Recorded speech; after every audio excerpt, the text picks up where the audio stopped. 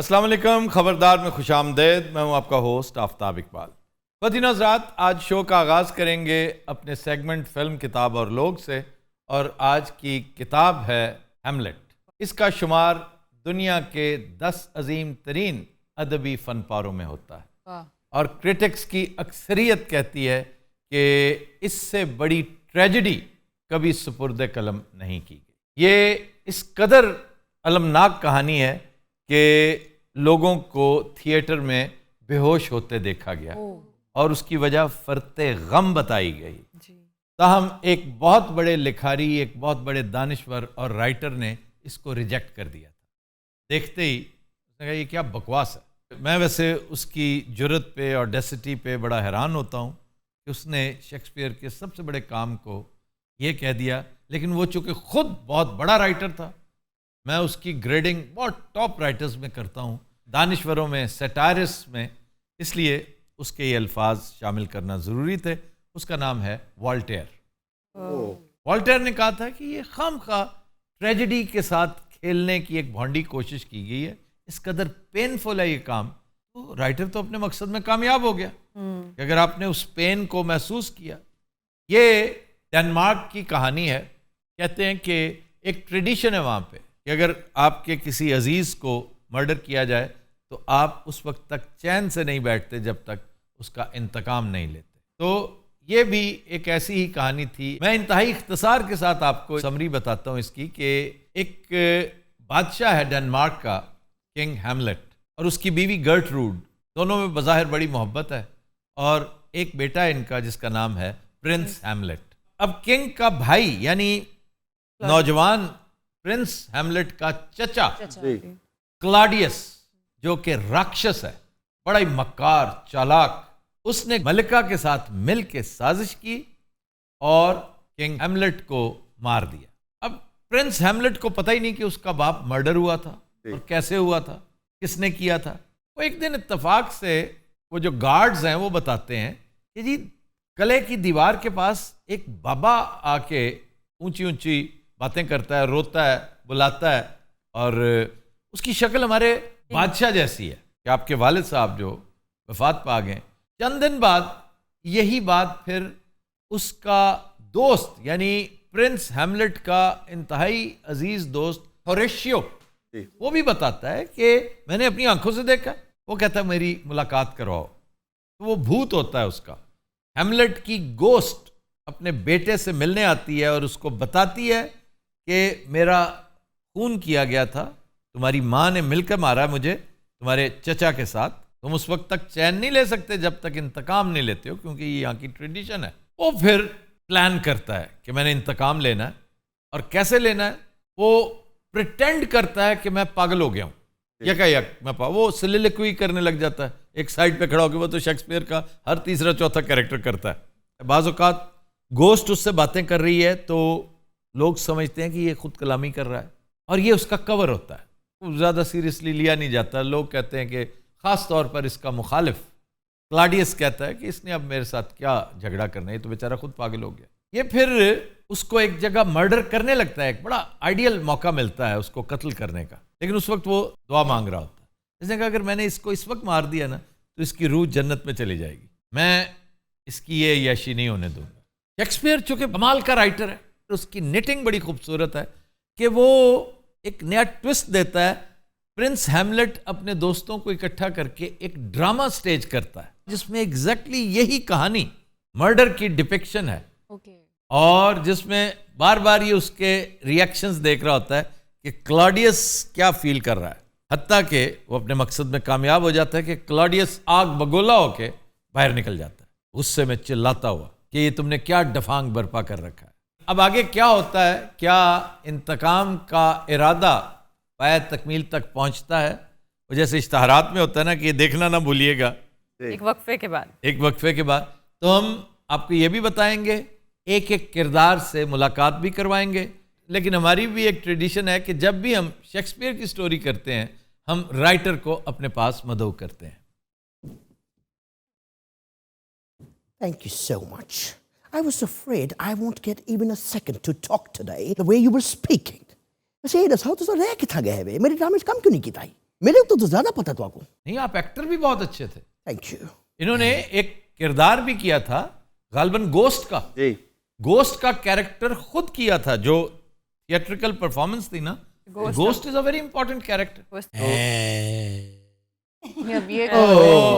ये भी इत्तेफाक से शेक्सपियर के हर ड्रामे में होता है। इस दफा मेरी पूरी कोशिश थी कि इसे मत बुलाऊं मैं, लेकिन इत्तेफाक से एक कैरेक्टर ऐसा है जी जो प्रिंस हैमलेट का दोस्त है, उसके साथ हर खुशी गमी में शरीक होता है, और आखिरी विटनेस उस खून आशाम कहानी का वो कैरेक्टर होरेशियो, जिसने कब्रिस्तान वाला, ग्रेवयार्ड वाला पूरा सीन विटनेस किया है, क्योंकि तमाम कैरेक्टर्स मर जाते हैं। अगर देखा जाए तो रंगीला साहब आम तौर पे हमारे शो में क्या होते हैं, एनी शाहिद, होरेशियो कम और एनी शाहिद ज्यादा है। अच्छा जी, 4000 के करीब लाइंस थी इस ड्रामे की। ये इस कदर तवील था, और शेक्सपियर के ड्रामों में तवील तरीन होने का एजाज इसी ड्रामे को हासिल है।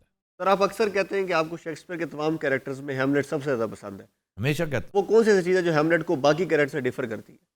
वो एक एगनी में, पेन में लिथड़ा हुआ कैरेक्टर के जिसके साथ ना चाहते हुए भी आपको हमदर्दी हो जाए, और उसका लॉस देखिए कितना वल्यूमिनस था, किस कदर हमंगस था कि एक तरफ उसका बाप कत्ल हुआ, जी उससे बढ़कर लॉस अपनी मां की बेवफाई का। जी बिल्कुल।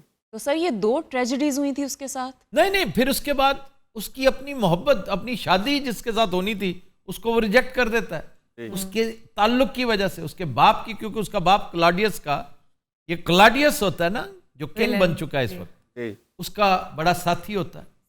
तो पोलोनियस जो ओफेलिया का वालिद था, उसके साजिशी होने की वजह से वो दस्तबरदार हो जाता है कि जी मैंने इससे शादी, ये भी एक लॉस हुआ। सर फिर ये मरता कैसे है? ये फिर ड्रॉप सीन है कि जब ओफेलिया को दफनाने लाया जा रहा होता है, तो उसका फ्यूनरल प्रोसेशन है, तो एन उस वक्त उसका भाई ओफेलिया का, वो हैमलेट को देखता है ना वहां पे सामने, तो कहता है कि मैं अपनी बहन के कत्ल का बदला लूंगा। हालांकि वो कहता है मैंने तो नहीं मारा उसे, वो तो डूब के मरी है। कहता तुमने उसको पागल कर दिया था जिसकी वजह से वो डूबी है। तो इनका डुअल होता है, डुअल के लिए मक्कारी की जाती है कि एक इसका जो ग्रेल है जिससे उसने ड्रिंक लेना होता है, उसमें जहर शामिल कर दी जाती है।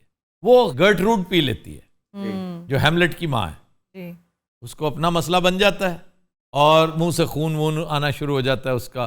और दूसरा एक इसके मद्दे मुकाबिल को जो तलवार दी जाती है वो जहर में बुझी हुई है कि किसी तरह इसको एक भी कट आ जाए तो ये मर जाएगा। तो हैमलेट अपने मुखालिफ को मार देता है, उसके दिए हुए कट्स के साथ खुद मर जाता है। उसी तलवार से वो क्लॉडियस को भी मार देता है। तो सब मर खप जाते हैं, एक रेशियो रह जाता है। जी कैरेक्टर से मुतारिफ करवाइए। अच्छा, सब तो पहले की ना मिलना चाहिए, हैमलेट ना मिलावा। हैमलेट तो हीरो है ना, एक प्यारा कैरेक्टर, सबसे घटिया आदमी से मिलवाइए, क्लॉडियस से। Claudius, show yourself.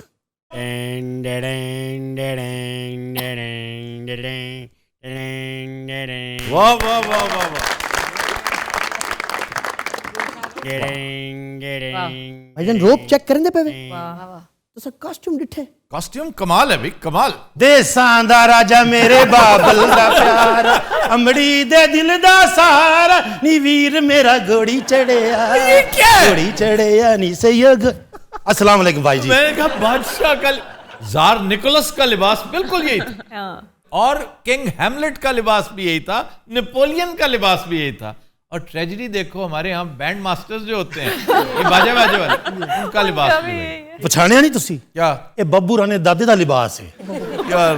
ਤੁਹਾਨੂੰ ਪਤਾ ਮੈਂ ਇੱਥੇ ਪਹੁੰਚਿਆ ਕਿਵੇਂ ਆ? कैसे? ਗੱਡੀ ਦੀ ਛੱਤ ਤੇ ਬਹਿ ਕੇ ਉਹਦਾ ਬਾਦਸ਼ਾਹ ਨੂੰ ਵਿੱਚ ਵੜਨ ਨਹੀਂ ਦਿੱਤਾ। ਮੈਂ ਉਹਨਾਂ ਆਖਿਆ ਮੈਂ ਬਾਦਸ਼ਾਹ, ਉਹਨੂੰ ਕਹਿੰਦੇ ਨਹੀਂ ਛੱਤ ਤੇ। ਅੱਲਾ ਦੀ ਕਸਮ ਮੇਰੇ ਕੰਨਾਂ 'ਚ ਬੂਟੇ ਨਿਕਲ ਆਏ ਸੀ, क्या मतलब? ਤਾਣੀਆਂ ਵਜੀਆਂ ਮੇਰੇ ਮੱਥੇ ਦੇ ਉੱਤੇ। अच्छा जी, अब बुलाइए प्रिंस हैमलेट को।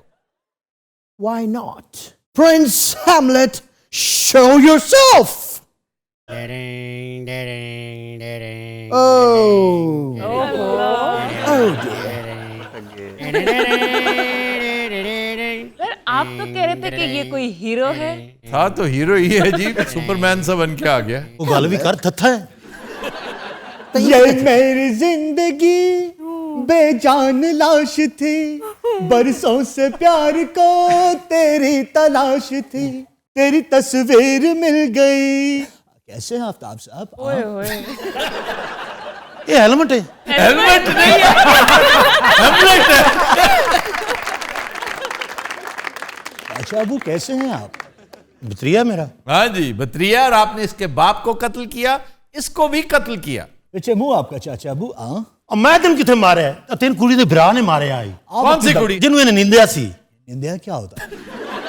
निंदा होता है किसी को शादी से इनकार कर देना। पर्वतों से आज मैं टकरा गया, करने दे आवाज लो मैं। आप पुत्र काफी ऑडियंस बैठी, थोड़ा मांग भी लई है। उन्होंने बड़ा दिल है, हेमलेट आया है, देखो कुछ। बुलाएं जी गर्टरूड को। गर्टरूड भेड़ मेरी आवन।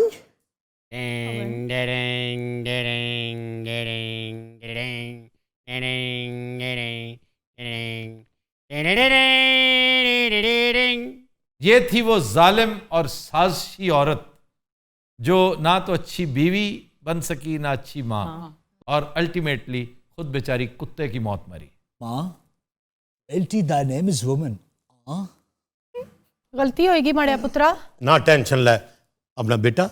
अच्छा अबू अगर आपने मुझे हाथ लगाया तो मैं हाथ काट के आपकी जेब में डाल दूंगा।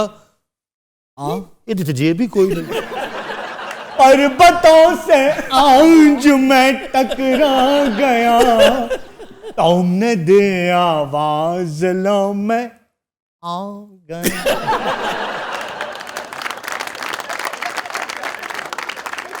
ये मग क्यों उठा रखा है? इस सच किसे ओतरे जहर भाई छोड़या सा।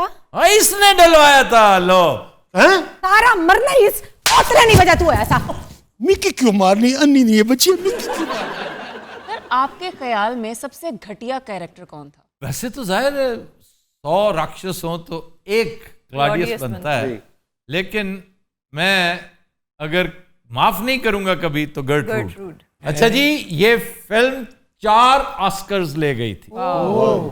1948 में बनने वाली ये फिल्म, और जिसने एक बहुत बड़े कैरेक्टर सर लॉरेंस ओलिवियर को इंट्रोड्यूस करवाया। फिर 96 में ये फिल्म आई, केट विंसलेट वाली। और सर बेस्ट वर्जन कौन सा था? फिर बेस्ट वर्जन अगर मुझसे पूछते हैं तो ड्रामा था। आप वो पढ़ें तो आपको लुत्फ आता है। इसी कहानी के ऊपर बेस करके लातादाद फिल्में बनी, जिनमें से एक बड़ी मशहूर इंडियन फिल्म हैदर भी थी। वो हमें इसलिए भी ज्यादा पसंद आई कि वो कश्मीर के बैकड्रॉप पे है और कश्मीर स्ट्रगल, और उसमें चंद बहुत अच्छे अदाकारों ने हिस्सा लिया, खास तौर पर तब्बू ने। इसकी एडेप्टेशंस में एक और बड़ी अहम चीज, वो बराह रास्त तो एडेप्टेशन इसकी नहीं लगती, लेकिन कहीं ना कहीं ओवरलैप करता है मेन कॉन्सेप्ट, और वो है लॉयन किंग। लॉयन किंग मेरी बड़ी फेवरेट कहानी है लॉयन किंग। उसमें कहां पे? अब उसमें अगर देखा जाए तो सल्तनत पर कब्जा करता है जी स्कार। जी। अब स्कार मुफासा को मारता है साजिश के साथ। जी सिम्बा यंग प्रिंस होता है, उसको पता ही नहीं होता, जी।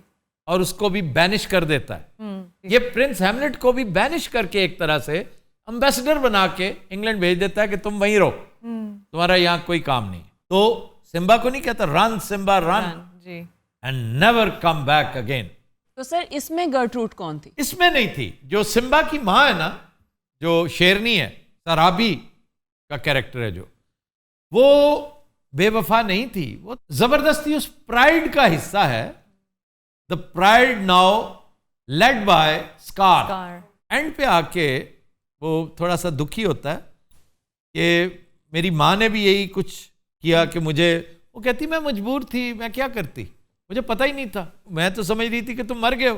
तो कहानी के अंदर हैमलेट का आपको कहीं कहीं मेन स्केलेटन नजर आता है, लेकिन उसमें इंतहाई अहम कैरेक्टर गर्टरूड का वो मिसिंग है। अलबत्ता हैदर में, हाँ जी, हैदर में जो रोल हैदर की माँ ने प्ले किया, वो मैं समझता हूँ वो तो जानवर थी ना, बेजबान थी, उसको तो पता भी नहीं चला ज्यादा डिटेल्स का। तुम्हारे तो सामने सारा कुछ हो रहा था, and you married that man, that राक्षस। और खास तौर पे जिस तरह से डायरेक्टर ने वो दिखाया ना उसे बतौर बीवी, वो एक शॉट है जो बड़ा ही, मैं समझता हूँ उस फिल्म का बेस्ट शॉट वो था। कौन सा? वो जो उसकी ओट में लेटी होती है, व्यूअर को नहीं पता होता कि उसी के बेड पे, तो जब उठती है तो सामने से कि ये तो इसके बेड पे साथ उसके सोई, ये तो बीवी है उसकी। जी। अच्छा जी, गोस्ट को बुलाइए। ਉਹ ਕੀ ਹੋ ਗਿਆ ਸਾਲੇ, ਮੈਨੂੰ ਵੀ ਡਰਾਤਾ अपने तो अपने हो ਟਾਂਟ ਮਾਰਨੀ अपने तो अपने होते हैं। पापा ਭਾਜੀ ਕੀ ਹਾਲ ਹੈ? होस्ट अच्छा, तुम ना किंग हैमलेट का गोस्ट नहीं, बल्कि एक रीसेंट फिल्म है द जोकर, उसकी गोस्ट लग रहे हो। जी। Excuse me, and बहुत सारे कैरेक्टर रांधे नहीं मिलवाए ना, किरान देने थे कब तक घर लेके जाने। मैं हुने से देना वो जो बाप बेटी है वो क्यों नहीं आ रहे? आंदे पेन प्यू ते थी डोही आवन्यो प्लीज। ओफेलिया और पोलोनियस। माही आवेगा मैं फुला नल तरती सजावांगी, ओनू दिल वाले रंगले पलंग ते बिठावांगी, चलांगी पखियां ये बड़ा कुछ कहन गिया अखियां। वो तुम पहले ही डांसर थे या स्टेज पे ड्रामे कर करके? मैं एज ए डांसर ही आई थी, ब्रॉडवे के बड़े गाने किए हैं मैंने। बेटी हर चीज शेयर नहीं की जाती। ये किए ये पोलोनियस है, आपका बड़ा दरबारी, दस्ते रास्त, राजदां और साजिशी। आपके हुक्म पे सब किया है मैंने सरकार। तुम्हारी वजह से तुम्हारी बेटी ने ना सिर्फ मोहब्बत से बल्कि जिंदगी से हाथ धो लिया। मुझे नहीं परवाह। मुझे दरिया में धक्का किसने दिया था? इसने नहीं पागल दिया। हो गई थी, खुद ही मर गई थी। ਭਾਜੀ ਇਹ ਜਿੰਨਾ ਬੋਰ ਕਰ ਰਿਹਾ ਮੈਂ ਗਾਇਬ ਹੋ ਜਾ। जिन्ना तू कर रहा सारे गायब हो जाना। मैं बगैर शादी के डूब गई थी। हाँ जी, बगैर शादी के। ना उसे ढंग की जिंदगी मिली, ना ढंग की मौत, हत्ता के ढंग का जनाजा भी नहीं मिला। ये दफनाने आ रहे थे तो कत्लेआम शुरू हो गया। मैं दसना असल च सारी गुफ्तगू और सारा वाकया मेरे सामने होया। इधर आओ। असल च गल है कि जदों मैं उत्थे पहुंचिया कब्रिस्तान, अगे रश बड़ा सी। मैं साइड ते बैठा आलू वालियां टिक्कियां खा रहा सा। बड़ा अच्छा रायता बनया होया सी, थोड़ा जिहा सलाद भी सी, एक नान सी मेरे कोल, ते मैं जनाब शुरू कर दिता खाना। एक एक बाइट ले रहा, कदी इधर टिक्की रखना, कदी सैलड न लाना, कदी रायते न लाना। बस नान मेरा मुक गया, टिक्की मेरी एक बच गई, मैं नान लैंड चला गया। ये किधर गया? और तुम्हारी नजर हो गया वो। और छड़ो इस गल नू, मैनू दो नान होर लभ गए ने। हुण जदों दो नान होर मिले, टिक्की एक सी, मैं उन्होंने क्या होर टिक्कियां बना। ओए होए, नाल ही मैं नान जनाब शुरू कर दिता है। टिक्की एक त्याली, बाकी टिक्कियां आना। ओ लो, एक और गया। और ये तुमने क्या तमाशा शुरू, ये क्या मुसीबत है? एक मिनट भाई जी, खुदा दा वास्ते मेनू काम है, मैं भी जाना है। कर यार बोर। जनाब टिक्की खा रहा सा, मजा आ रहा सी। इन्नी देर च ओफेलिया दा जनाजा आ गया ते लड़ाई शुरू होने दा मंजर जनाब ऐसा बने है। टिक्की भी मेरी उत्थे रह गई ते नान भी मेरा उत्थे रह गया। मैं उठ के पानी दा गिलास चुके है।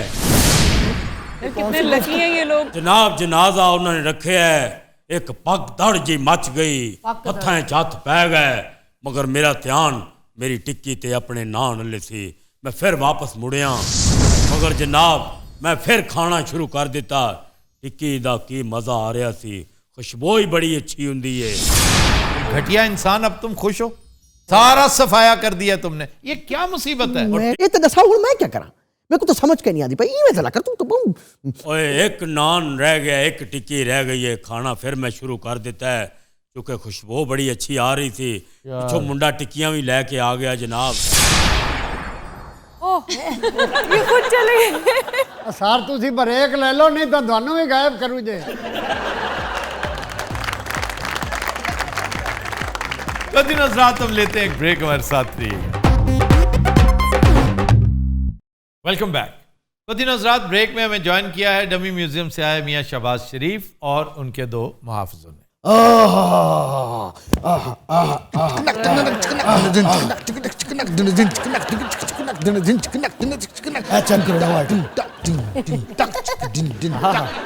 चेक करो मियां साहब हेलीकॉप्टर स्टेप हेलीकॉप्टर वाला नीब साहब नहीं होता। नहीं नहीं नहीं सारा कर लिया है तो करो। ओ नहीं होता यार, कर लो ना। नहीं नहीं मुझसे करो मियां साहब। नहीं नहीं वो कर भी यार।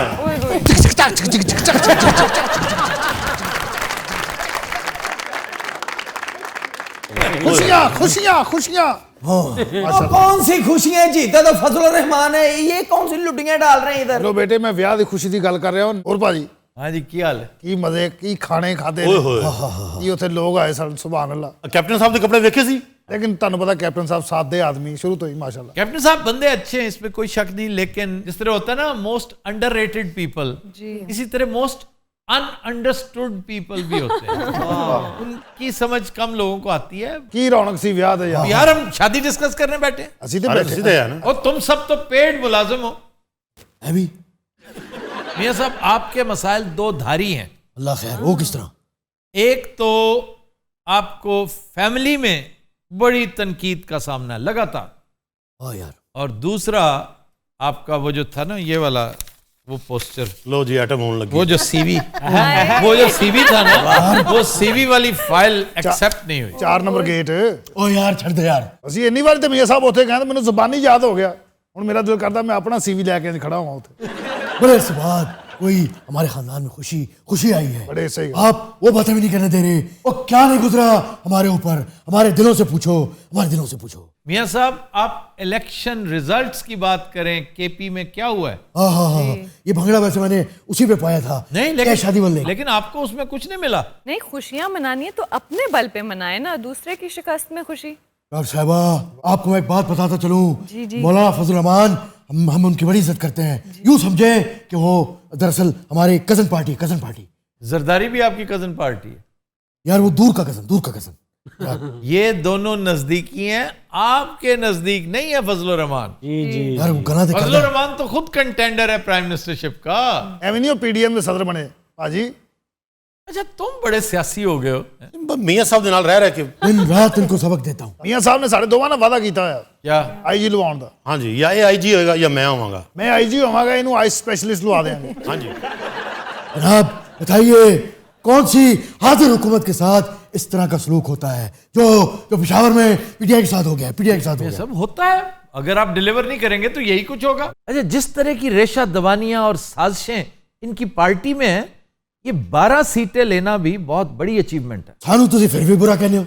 वो तो मैं कहता हूं और कहता रहूंगा। क्यों जी, अल्लाह लानिया। देखें इमरान के कामयाब होने या ना होने का आपकी क्लीन चिट से कोई ताल्लुक नहीं है।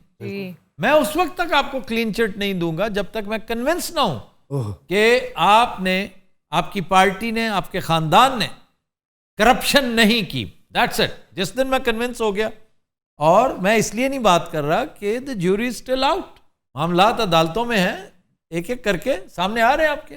बहरहाल आज का सवाल सिर्फ वही है, और ये हम तवातर से करते रहेंगे इस सवाल को डिस्कस कि इमरान की बदनामी इनकी नेकनामी कैसे हो सकती है। बहुत अच्छा। बस ये एक छोटा सा लेकिन $1 मिलियन क्वेश्चन, बिल्कुल। और इसकी जिम्मेदारी सिर्फ इमरान दोस्त सहाफियों पर ही नहीं आयद होती, पूरी इस्टेब्लिशमेंट पे आयद होती है जो उस वक्त बड़ी इमरान दोस्त थी। और नेक नियति से किया गया काम इस चीज से बेनियाज होता है कि रिजल्ट क्या निकलता है। ये हरिपुर से जीतने का क्या रीजन है इनका जी? उधर अभी भी चाहने वाले बैठे हैं इनके। हरिपुर पता किसका इलाका है? नहीं सर, मुझे तो नहीं पता। कैप्टन सफदर का। कैप्टन सफदर साहब जानना ना। ओए जानता हूँ कैप्टन साहब को, उमर अयूब का भी तो वही इलाका है। क्या अपने आप से बातें किए चले जा रहे हो? ठीक कह रहे हैं, उमर अयूब वगैरह पिट गए हैं, बुरी तरह पिटे, और उन्हें पिटना चाहिए था। और बहुत अच्छी बात की है वहां के लेबर मिनिस्टर ने, शौकत अली यूसुफजई साहब। वो कहते हैं कि हर पोस्टर पर एक ही तस्वीर थी इमरान खान की, तो लोगों ने इमरान खान को वोट या देना था या नहीं देना था, चुनाचे नहीं दिया, इमरान को वोट नहीं मिला। ये बात मान लें, मिला जरूर है। और सच पूछें अगर आप, तो मेरी तवक्को से ज्यादा वोट लेगी ये पीटीआई। जो हालात थे ना, देखिए ना पिशावर में मेयर अपना गंवा बैठे जी, मेयर बन गया फजल रहमान का, बड़े फराख दिली के साथ। इन्हें अपनी शिकस्त माननी चाहिए, और अगले इलेक्शन में भी अगर इन्हें शिकस्त होती है तो बेहतरीन अपोजिशन बन के फिर इन लोगों को पूछना चाहिए। इनसे अव्वल तो आपके तो दूर दूर तक मियां साहब इम्कानात नहीं है। मैं आपकी पार्टी की बात कर रहा हूँ। ਭਾਜੀ आप यार मुझे बात तो मुकम्मल कर लेने दो। ਸਾਨੂੰ ਵੀ ਕੋਈ ਕੰਮ ਦੇ ਦਿਓ ਨਾ, ਖਲੋਤੇ ਵੀ ਕੀ ਕਰੀਏ ਹੁਣ ਦੱਸੋ। ਤੁਹਾਨੂੰ ਮੀਆਂ ਸਾਹਿਬ ਕਿਹਾ ਸੀ ਕਿ ਛੋਟੇ ਚੈਨਲ ਤੇ ਜਾਂਦੇ ਆ, ਐਵੇਂ ਇੱਥੇ ਆ ਜਾਂਦੇ ਹੋ। ਉੱਥੇ 20,000 ਦਾ ਚੈੱਕ ਦਿੰਦੇ ਨੇ ਅਗਲੇ। मियां साहब को देते हैं, ਹਾਂਜੀ 20,000 ਦਾ ਚੈੱਕ, ਸਾਨੂੰ 5-5 ਦਾ। ਸਾਨੂੰ ऐसे एक गिफ्ट के तौर पे गिफ्ट। आप उनसे भी ले लेते नहीं नहीं नहीं नहीं ਨਹੀਂ ਲੈਂਦੇ ਹੋ ਮੀਆਂ ਸਾਹਿਬ? नहीं, मैं कभी नहीं, मैं वापस करता ਤੁਸੀਂ हूँ। ਪਿੱਛੇ ਲੜ ਪਏ ਸੀ ਕਿ ਮੇਰਾ ਚੈੱਕ ਨਹੀਂ ਆਇਆ। और मेरी गल सुन, ये शो शहजाद अकबर भी वेखदा है, FI वाले भी वेखदे ने, प्लीज जरा प्लीज।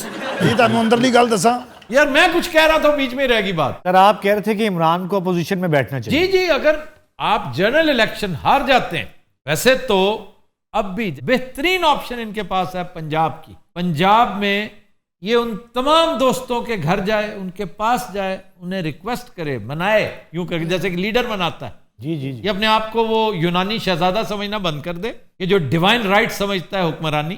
जाओ और जहांगीर तरीन को मनाओ, जी जाओ।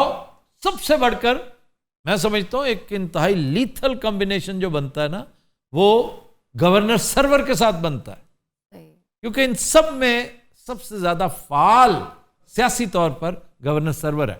फिर अलीम खान, ये तीनों विनिंग हॉर्सेस हैं, ये तीनों मोस्ट सगेशियस लोग हैं पॉलिटिकली, तजुर्बा भी इनका ज्यादा है। फिर चौधरी निसार किस दिन काम आएगा? तुरप का पत्ता है एक आपके पास, जिसे आपने 4 साल जाया किए रखा। खुदा के लिए अभी इस्तेमाल कर दो। आप वो तुरप का पत्ता तो नहीं, लेकिन हुक्म की दुक्की जरूर है। ਵੈਸੇ ਹੈ ਵੀ ਉਹ ਦੁਖੀ ਟੈਪ ਹੀ। क्या मतलब है? ਦੁਖੀ ਹੁੰਦੀ ਹੈ ਵੀ, ਲੇਕਿਨ ਨਜ਼ਰ ਨਹੀਂ ਆਉਂਦੀ। किस गेम में हुक्म की दुक्की बहुत चलती है? ਭਾਜੀ रंग च। स्वीप में जब आपने स्वीप करनी हो तो उसमें हुक्म की दुक्की, हुक्म का नहला, ईंट का दहला, चारों यक्के, ये मैटर करते हैं। क्यों जी? तो ये सारा कुछ अब भी इमरान के पास इंटैक्ट है। उसने 2 यक्के गंवा दिए अपने, तो इन सबको इकट्ठा करे, यकजा करे, पंजाब इनके हवाले करे। इतना बड़ा बजट है इस वक्त इस साल का पंजाब का, अगर उसका 50% भी यूटिलाइज हो जाए ना, तो अगले इलेक्शन में वक्त डाल देगी पीटीआई। क्यों, क्या कहते हैं मियां साहब? बोले क्या कहते हैं अब? नहीं तुसी सिर्फ ध्यान पवा रहे हो जनाब, तरीके दस रहे हो। एक कम है तड़ा नहीं, मेरा का वो Punjab is my problem, Pakistan is my problem, हम सबका मसला नहीं है ये। बेशक ऐसे ही है। एक तो ये जो बंदा नाल फौरी डुला लेता, बताओ हम सब साथ नहीं है। वो भी तुम बताओ कि अगर पंजाब में इतना बड़ा बजट डेवलपमेंट पे लग जाए, तो बताओ ना फायदा है कि नुकसान? फायदा नामे मौला फायदा भाई। मियां साहब ਤੁਹਾਡੇ ਕੋਲ भी कोई पता है या सारा कुछ वो ही ले बैठे ने? अब पूरे 30 साल पूरी ताश इनके हाथ में रही है, इन्होंने किसे पत्ते की भी कदर की है? मियां साहब जो ਤੁਹਾਡਾ दौर आना, सब तो पहले इस बच्चे ਨੂੰ मैं फड़ना है और मैं इन्हें ਉੱਥੇ ले जाके बंद करना जिथे वापस ना आ सके। यही चीजें खत्म नहीं हुई आपसे कि मेरा वक्त आ जाए मैं नोच लूंगा। और को पाकिस्तान के लिए सोचो, इंसानियत के लिए सोचो। ये भाई बड़े तपे हुए होते हैं। क्या क्या वजह क्या है? वजह क्या है? ये दिल के फफोले जल रहे हैं बेचारा, वो अपने दिल की भड़ास निकालता है। अच्छा, ਉਹਨੂੰ नहीं पता दिल के फबोले की ਹੁੰਦੇ ਨੇ। और मुझे पता है। अच्छा जी पता है उसे। दिल के फफोले जल उठे सीने के दाग से। घर को आग लग गई घर के चिराग से। कोई नहीं था ये सुता दिल के फपोले में तुझको बिठाकर। दिल के फफोले में तुझको बैठा कर, यादों को तेरी मैं दुल्हन बना कर रखूंगा मैं दिल के पास, मत हो मियां साबुदार। दिल के फफोले में तुझको बैठा कर, यादों को तेरी मैं दुल्हन बना कर रखूंगा मैं दिल के पास, मत हो मियां साबुदार। मत हो मियां साबुदार, मत हो मियां साबुदार, मत हो मियां साबुदार, मत हो मियां साबुदार, मत हो मियां वो देख रहे हैं आपको। मत हो मियां साहब, वही कह रहे हैं। मत हो मियां साबुदार, मत हो मियां साबुदार, मत हो मियां साबुदार, मत हो मियां साबुदार, मत हो मियां साबुदार, मत हो मियां साबुदार। कदी नजरात हम लेते हैं एक ब्रेक, हमारे साथ रहिए। वेलकम बैक जी डॉक्टर रूबा। खबर है कि ऊंटों के मुकाबला हुस्न में खूबसूरती बढ़ाने के लिए इंजेक्शन लगवाने पर मालिक मुकाबले से बाहर। बोटॉक्स करवा रहे थे ऊंट को। वाकई बोटॉक्स करवाया उसने हैं जी? वाह वाह, वो जो झुर्रियां खत्म करने के लिए। ऊंटों के ऊपर, कल्लों के ऊपर बोटॉक्स होता है, और ये टेस्टिंग पर पता चला कि जी आपने तो, जैसे लेब्राडोर में आप देखते हैं उसका हेड कितना बड़ा है, उसकी टेल, उसकी वैगिंग, जी ये सारी बहुत देखी जाती है, उसकी चाल ढाल। अच्छा कुत्ते दा दस रहे, मैंने लगता गड्डी दा दस रहे ले। सर मुकाबला हुस्न तो किसी ना किसी क्वालिटी पे होना चाहिए, ना कि उनकी फीचर्स। ब्यूटी है ना, खूबसूरती। और ऊंट की खूबसूरती जिस फसाहत के साथ बद्दू एक्सप्लेन करता है, आप सोच भी नहीं सकते। هلا ده هو ده جب بوتاك طب هلا ده هلا هذي بولتاك एडा तू शोगा सते ने टीके इन्हें लवाने ने ऊंट बांदर लगन लग पिया सी। बैनर बड़ी मशहूर फिल्म है, जी सर। उसमें एक बद्दू अपने 4 घोड़ों से इस कदर मोहब्बत करता है, कहता है ये मेरी बीवियां हैं 4। घोड़े ने कहा शर्म कर सालिया। लेकिन उन्हीं 4 घोड़ों ने फिर वो शोरा फाक रेस जीती थी, जिसमें जूडा बेनहर जीतता है। चार्ल्टन हेस्टन ने क्या कमाल का रोल किया। सर इवन स्टीफन बॉयड जो है उसने बहुत अच्छा काम किया। वो घोड़ों के नीचे जब आता है वो स्टीफन बॉयड, वो बड़ा खौफनाक शॉट है। वो बड़ा खौफनाक और बड़ा मुश्किल शॉट था। इसमें बेशुमार लोग जख्मी हुए, कुछ जान से जाते जाते बचे। सर वैसे ऊंटों की खूबसूरती में क्या देखा जाता है? आंखें, होंठ। आप अगर उसके होंठ देखे ना, उनका बैलेंस। हाँ जी भाई थोड़ा मुंह ते करना। तेरे हाथ थल्ले बैठा मैं सुन फेरना तेन। सुन नहीं फेर सकते, होर तुसी बुल फेरना। अच्छा जी, ये हर साल मुकाबला हुस्न होता है जी। और गेस करें कि इनाम की रकम कितनी होगी। सर होता कहाँ है? रियाद। रियाद सर वो कुएं तेल के लगा दें और इतने सारे रियाल दिरहम। पाकिस्तानी रुपयों में गेस करें तकरीबन कितने रुपए बनते? 3-4 करोड़। ना करो यार। 50 लाख। वेल ये 25-30 के लगभग होगा मुझे 25-30 लाख जी। करोड़। ये 12 अरब रुपए है। तू यार मैं लेके चल, मैं ऊंट ही हां।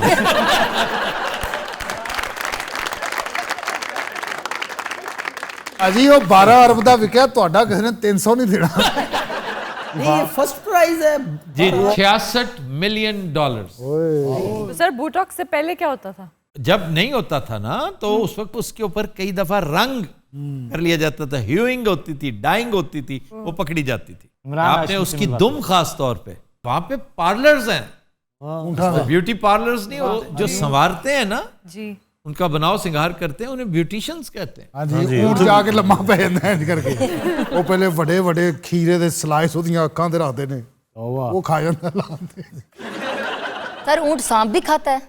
हाँ जी खाता है। क्यों सर? उसकी डाइजेशन की बड़ी जबरदस्त बीमारी होती है कोई, अगर वो ना खाए सांप तो जहर से मर जाए, उसके अंदर जहर सरायत कर जाता है। यानी वो उसका एंटीडोट होता है। जी जी। और एक और बात, वैसे तो हमसे मुताल्लिक नहीं है क्योंकि हमारा ऊंटों के साथ रोज पाला नहीं पड़ता, लेकिन सोनी मुल्तानी जिस इलाके से है, मुजफ्फरगढ़, वहां पर ऊंट सहरा, जी जी, खास तौर पे सहरा में अगर कोई मरा हुआ ऊंट देखे ना आप, उसके करीब ना जाए, करीब मत जाइए। क्यों सर? उसमें बहुत सारे गैसेस जमा हो जाते हैं जो उससे ब्लास्ट होता है। वो ब्लास्ट ਹੁੰਦਾ तौबा जिਵੇਂ गैलन फटिया ਹੁੰਦਾ। गैलन नहीं, जैसे कंटेनर फटता है। ये जैसे सर अभी कराची में ब्लास्ट हुआ है, नाले में गैसेस बनी है।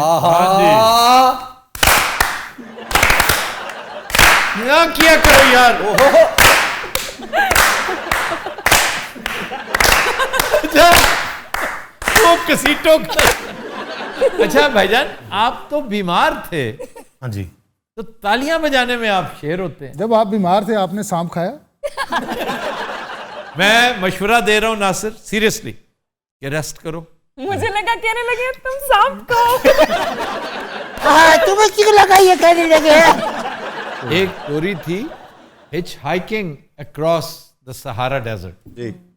उसमें उसके पास कुछ भी नहीं होता, प्यास से मर रहा होता है, तो फिर ऊंट को मार देता है और उसके जिस्म में जो लिक्विड होता है वो पीकर फिर जिंदा रहता है। वो लिक्विड क्या होता है? पानी होता है ना, ऊंट स्टोर कर लेता है, तो उसको निकालता है। वो आम जानवर से तो नहीं निकाल सकता, ऊंट के पास स्टोर होता है। कोपी से इंजीनियर दा बच्चा। जानवरों से बड़ा फायदा उठाते हैं। मंगोल्स जो हैं ये इसी तरह अपनी भूख और प्यास एक शॉट से पूरी करते थे। घोड़ा खड़ा ना, जी जी, जाके उसकी ये रग काट देते हैं, उसकी रान के ऊपर और मुंह साथ लगा लेते हैं। खून पीते हैं। खून, उससे एक तो एनर्जी भी आती है, वो लिक्विड भी होता है। आप अगर फिल्म देखें ना एटीला, उसके इब्तदाई सीक्वेंसेस में से एक ये था। तो डाइजेस्ट कैसे करते हैं? वो मंगोल्स हैं, दे डाइजेस्ट एवरीथिंग। फिर वो एक्सपायर हो जाता है? नहीं जी, अच्छा घोड़े को पता भी नहीं चलता। एक बार घोड़े को पता लग गया सी, उन्हें लत मारी, मंगोल के सारे दंद बाहर निकल आए। एडा तो शौकीन। ये ऊँटों पे कोई फिल्म भी बनी? बेशुमार फिल्में बनी है। लॉरेंस ऑफ अरेबिया, बड़ा खास ऊंट होता है उसका। वो जो कैमल रेस होती थी बच्चों को बिठा, नहीं अब तो खत्म होगी, बैन होगी। उसमें तो हमारी मरहुमा दोस्त अल्लाह गरीब के रहमत करे डॉक्टर फायजा असगर, उसने बहुत रोल प्ले किया था। वो जो चाइल्ड जॉकीज जिन पर जुल्म होता है, उनकी चीखें उनको भगाती थी। तो उनकी एफर्ट से किसी कमबख्त ने फिर सोचना शुरू किया कि यार इसका कोई हल होना चाहिए। अब रोबोट्स होते हैं। हाँ जी। और वो इतना चीखम धाड़ करते हैं। हाँ जी, थले ऊँट भी चीकन डिया होता है।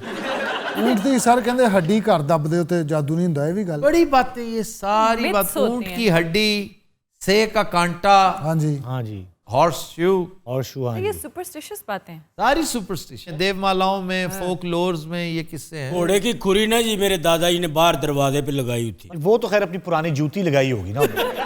ये ऊँट दी खल भी सारे दे सोफे बनदे। सबसे आला सोफा कहते हैं गधे की खाल का बनता है।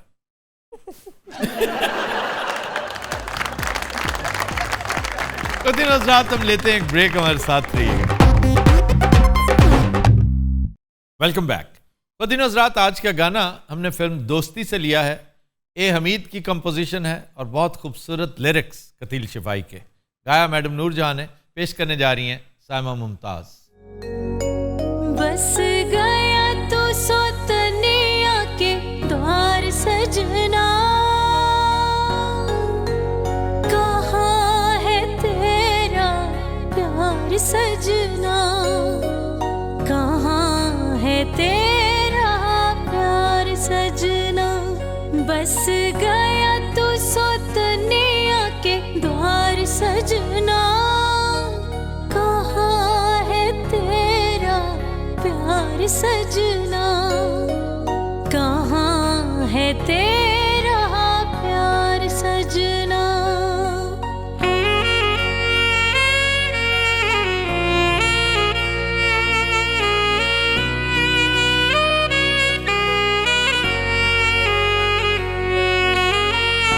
भूल गया क्यों वादे अपने, ओ बचपन के बेली।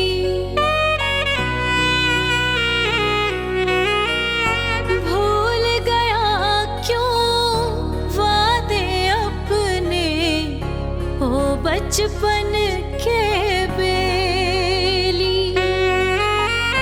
तुझ बिन यूं कुरलाऊं जैसे वन में कूंज अकेली। सुन तू भी दुखी मन की पुकार सजना,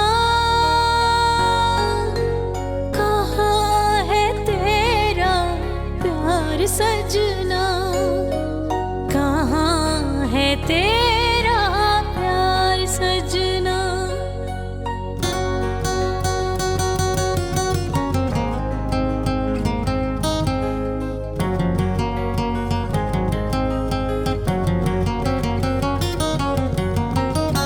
उजड़ गई वो बगिया जिसमें आस के फूल खिले थे।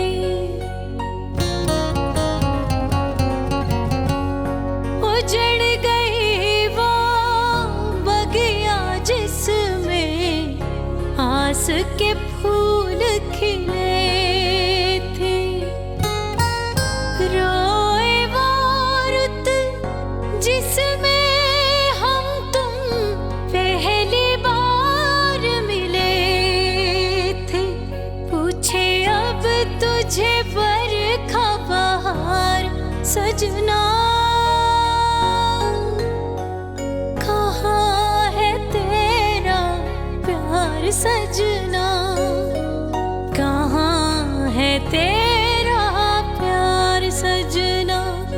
बस गया तू सोतने आके द्वार सजना, कहाँ है तेरा प्यार सजना, कहाँ है तेरा प्यार सजना। Brava Brava.